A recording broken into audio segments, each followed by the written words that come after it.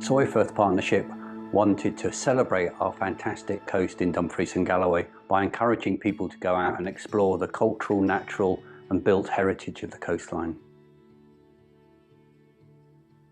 I'm Nick Coombe and I work for the Solway Coastwise project managed by Solway Firth Partnership.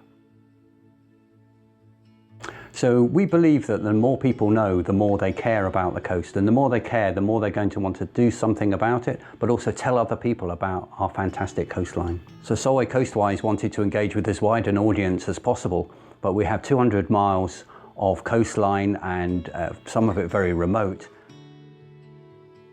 In past projects, people really enjoyed coastal walks and the stories linked to features along the coast.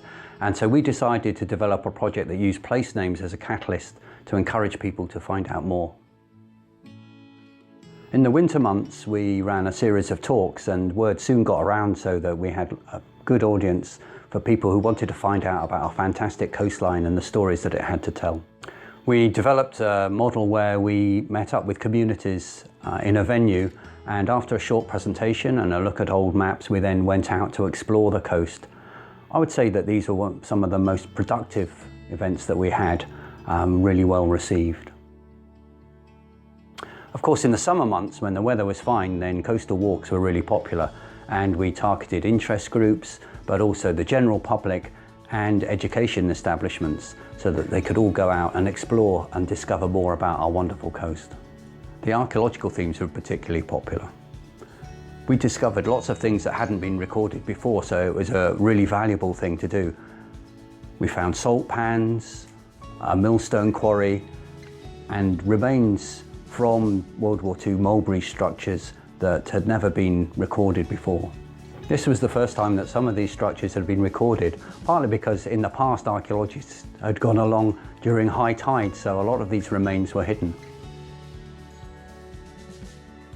We used lots of media to engage with people. One of the most popular were the coastline guides that we produced. We did one on beach guide, did one on caves and graves, another one on wildlife that inspired place names, and also one on tidal islands and shifting sands.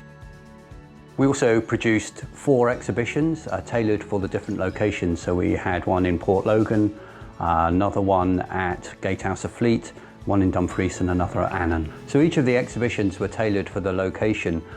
So for example, at Port Logan we had one that focused on plants, and at Annan we had children's activities like feelie boxes, as well as information that engaged with those particular places.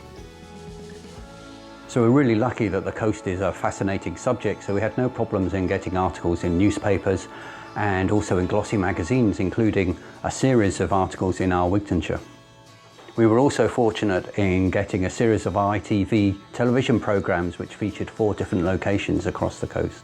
Solway Coastwise got involved in lots of different annual events like the Environment Fair in Dumfries, the Oyster Festival in Stranraer, and our own World Oceans Day events which we held at Port Logan, Rockcliffe and Port William.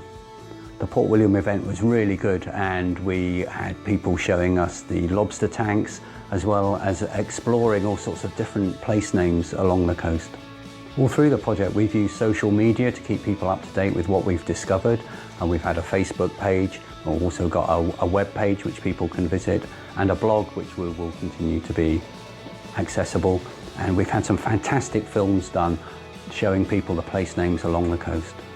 So the legacy of the project is that the information will still be available electronically, but probably the best thing is that we've built up these relationships and partnerships with organisations and individuals, and that we have lots of people out there who just recognise how fantastic our coastline is through the Solway Coastwise project.